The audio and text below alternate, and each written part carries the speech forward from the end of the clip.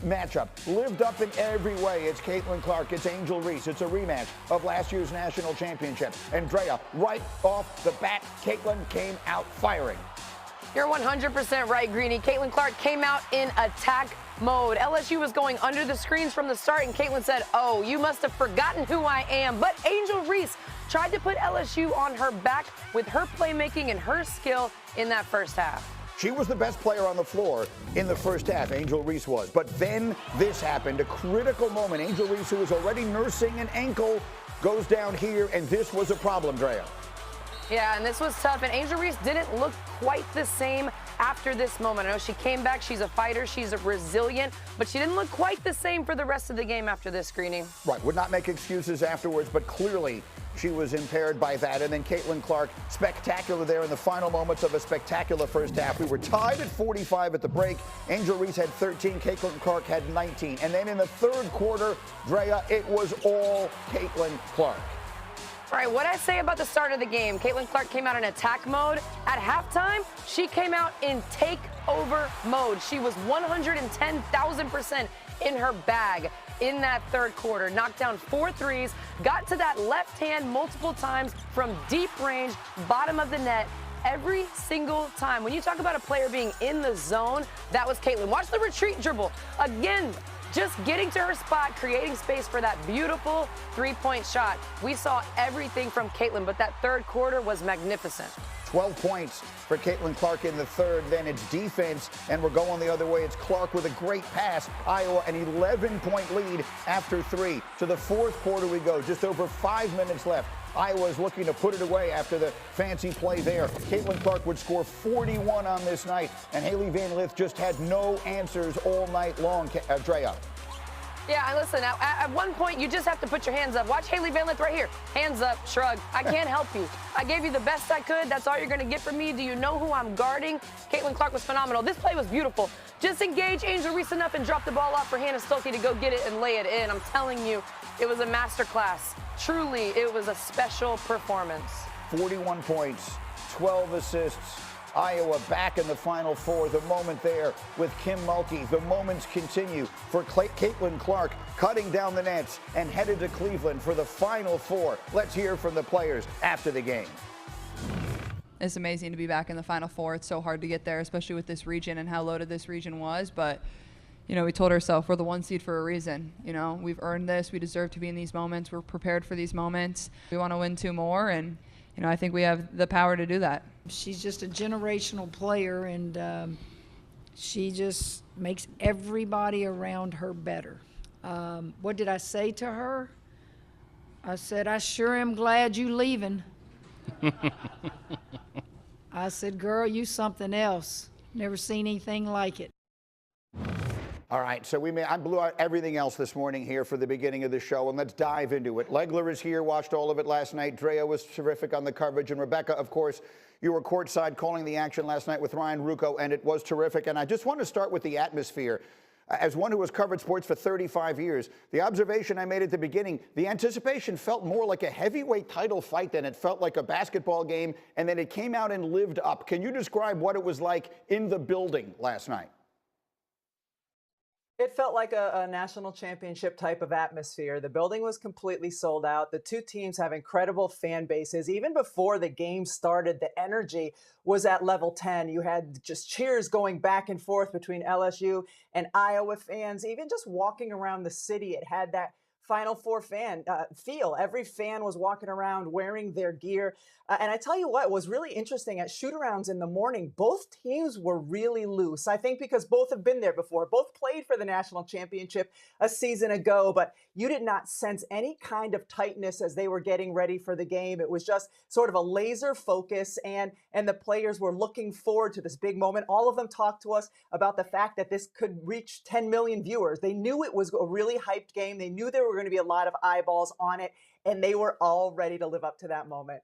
So, Jay, you and I were talking before the show this morning, and we were going over some of the X's and O's, and there was one decision that LSU made defensively last night that I know you are still puzzled by and may well have gone a long way towards deciding the game. Yeah, 100%. And Rebecca touched on it as she was calling the game. But I'm telling you, the decision, and I haven't been a coach. I've never coached a basketball game in my life. But the decision to have Hailey Van Lith be the primary defender on Caitlin Clark at times felt criminal to me. I mean, if you watch Caitlin, this is last year Poa on Caitlin Clark. But at this point, Caitlin was already in her bag. Look at this. The retreat dribble, the elevation over a high hand from Angel Reese. Caitlin Clark got going so early, and there was no stopping her. Here she makes a play anticipating on the defense. Look at all the eyes on Caitlin Clark. 3 players turn their head. They don't even see Sydney Falter streaking down the floor. And who finds them? Caitlin Clark. All eyes are on Caitlin. Caitlin's eyes are on her teammates. She is scanning the floor. And this is the matchup that I was talking about. This is just a tough coverage. Hailey Van Lith is 5'7". Caitlin Clark is 6 foot.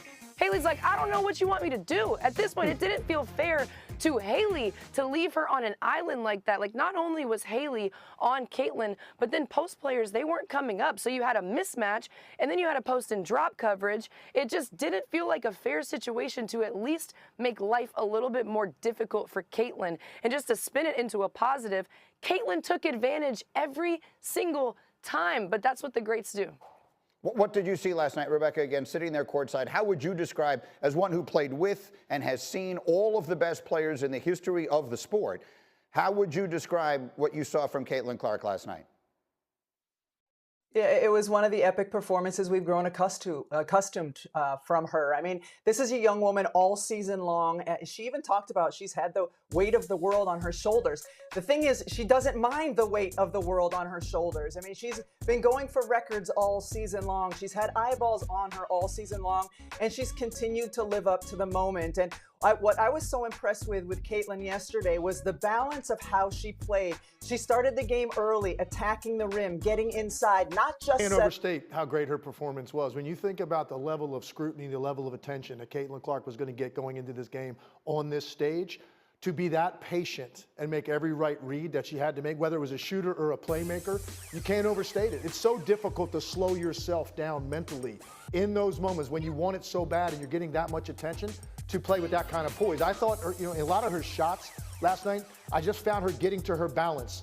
Sometimes when you watch Caitlin Clark and she gets frenetic with some of these deep jumpers, her body drifts so far in one direction or the other, it just pulls the ball a little bit. She was getting her feet under her last night. And again, it speaks to a player honing in to such an extent and understanding the mechanics were going to be critical in this game to pull this off. Can't say enough about it. Look, Greeny, when you prepare to play any player and you're trying to come up with a game plan, you're basically preparing for where the ball is going to be. And now everything falls in place according to that. When you go through walkthrough, go through film, that's what it's all predicated on. When the ball's here, we're going to do this.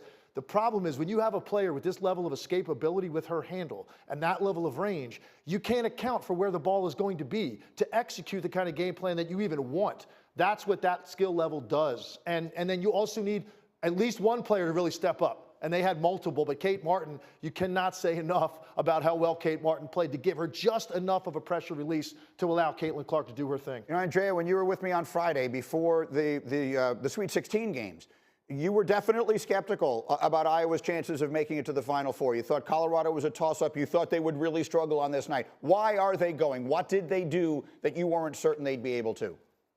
They're going, Greeny, because of Caitlin Clark's teammates. Like, they are in the Final Four because what have we seen from Caitlin? We've seen these type of masterclass clinic performances. But listen, coming into the tournament, during the regular season, let's just talk about the 2 players that stepped up yesterday, Sydney Falter and Kate Martin. Kate Martin in the regular season averaged 11.5 points against top 25 opponents. Sydney Falter averaged 4 points against top 25 opponents. What did they put up against the reigning national champions? Kate Martin had 21, Sydney Falter had 16. They both played above and beyond. They both played with immense confidence, and that's what I've been looking for from this Iowa team because Caitlin can eat. But just think about it, numerically, if those 2 players just get what they averaged against top 25 opponents, Iowa doesn't win.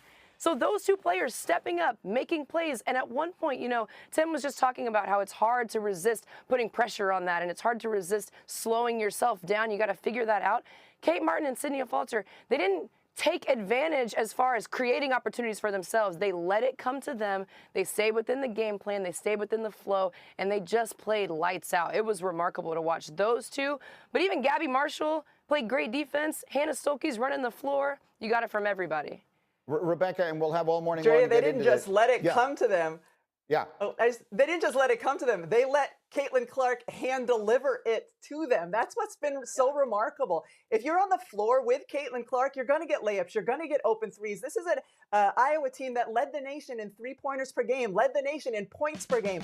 All of it is fueled by the engine that is Caitlin Clark. She simply makes things so much easier for all of her teammates. And anytime you have a team that can consistently make threes, you can pull what might have been considered an upset, which it felt like going into the game last night, that Iowa was a little bit of the underdog, even though they were the 1 seed. Yeah, they were the 1 seed. Yeah, go ahead, Andraya. They were a 1.5 point favorite. Very quick, go. Well, I was going to say, Greeny, what did we say to watch? Caitlin Clark's shot chart before the game yesterday. What did we say to watch? The shot chart and her assists. She had 12 assists and she had balanced scoring. I'm telling you, that was